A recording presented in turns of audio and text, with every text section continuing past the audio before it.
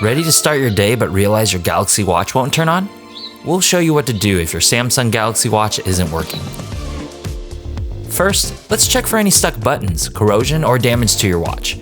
A stuck button could be the reason your watch isn't working properly.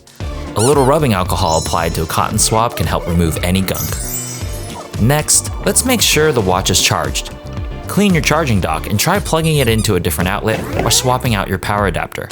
You can also use alternate charging methods like wireless power share from a Samsung Galaxy smartphone. A restart may do the trick. Try restarting your watch using its physical buttons. Press and hold the power and back buttons at the same time for 10 seconds to see if it restarts.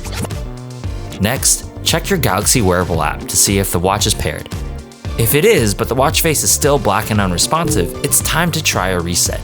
But don't forget to back up your watch face and settings, as resetting the device will erase your data.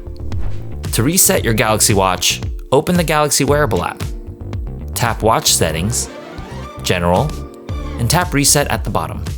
Then tap Reset to start the reset process. For professional help fixing your tech, visit Asurion.com. And don't forget to like and subscribe to our channel for more tech tips.